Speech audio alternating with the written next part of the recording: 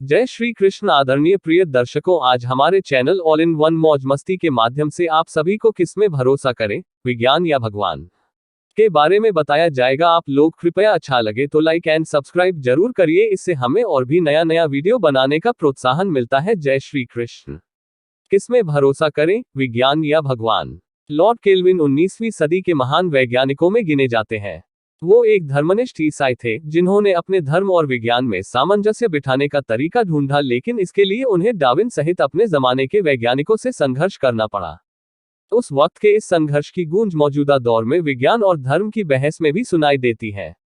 Kelvin पैमाने के अलावा यांत्रिक यानी मैकेनिकल ऊर्जा और गणित के क्षेत्र में उनका शोध यूरोप और अमेरिका को जोड़ने के लिए इस्तेमाल होने वाली ट्रांस अटलांटिक केबल को बिछाने में अहम साबित हुआ है।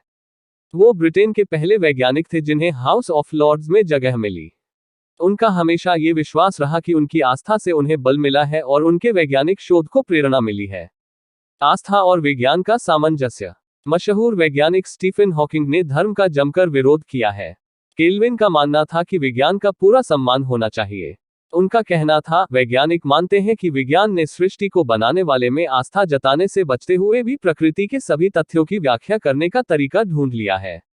मेरा मानना है कि ये धारणा निराधार है। मैंने जितना शोध किया, मुझे लगता गया कि विज्ञान में नास्तिकता की जगह नहीं है। अगर आप मजबूती से सोचते हैं तो विज्ञान आपको भगवान में भरोसा रखने के लिए मजबूर करेगा। केल्विन बाइबल पढ़ते थे और रोजाना चर्च जाते थे। बेलफास्ट के क्वींस विश्वविद्यालय के डॉक्टर एंड्रयू होम्स बताते हैं, अपने सभी कामों में केल्विन की कोशिश रही कि वो अपनी आस्था, राजनीति और व्यावसायिक हितों को मिला सकें। केल्विन के कुछ सिद्धांत गलत साबित हुए, इनमें पृथ्वी की आयु की ऊपरी सीमा तय करना भी शामिल था। केल्विन ने अंदाजा लगाया था कि ये सीमा कुछ करोड़ साल होगी।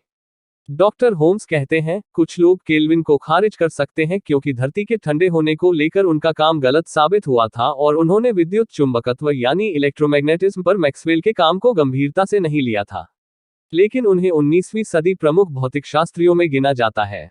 लॉर्ड केल्विन ने डार्विन के प्राकृतिक चयन के सिद्धांत का विरोध किया था। पृथ्वी की उम्र कम बताने की वजह से भूगर्भशास्त्री और डार्विनवादी संतुष्ट नहीं थे, लेकिन ईश्वरवादियों को ये उम्र बहुत ज्यादा लगती थी। इस वजह से केल्विन धर्म और विज्ञान के बीच फंस कर रह गए।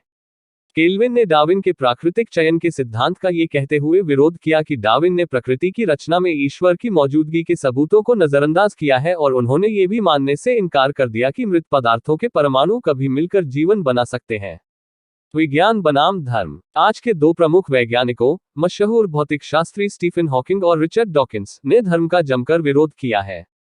तो क्या ये माना जाए कि आज के वैज्ञानिक केल्विन की तरह ही आस्था रखते हैं, या आस्था और विज्ञान आज बहुत दूर हो गए हैं? अमेरिका के टेक्सास की राइस यूनिवर्सिटी में प्रोफेसर एलिन एकलैंड ने साल 2005 में अमेरिका के आला विश्वविद्यालयों के वैज्ञानिकों में सर्वे किया। उन्होंने पाया कि 48% लोगों की धार्मिक आस्था थी और 75% लोग मानते थे कि धर्म से महत्वपूर्ण सच का पता चलता है। वो कहती हैं, ये कहना गलत होगा कि आज उन वैज्ञानिकों की संख्या ज्यादा है जो ईसाई हैं। लेकिन निश्चित रूप से ऐसे वैज्ञानिक हैं जो अपने वैज्ञानिक काम को अपनी आस्था से जुड़ा हुआ मानते हैं। अमेरिकी आनुवांशिक वैज्ञानिक फ्रांसिस कॉलिंस ने कहा था, हमारे समय की एक बड़ी त्रासदी ये धारणा है कि विज्ञान और धर्म में संघर्ष होना ही चाहिए। आप सभी कृपया लाइक एंड सब्सक्राइब करें। जय श्री कृष्ण। आप सभी का दिन शुभ हो। आप सब पर भगवान की कृपा है। जय श्री कृष्ण। कृपया लाइक एंड सब्सक्राइब करें। धन्यवाद। कृपया लाइक एंड सब्सक्राइब करें। जय श्री कृष्णा।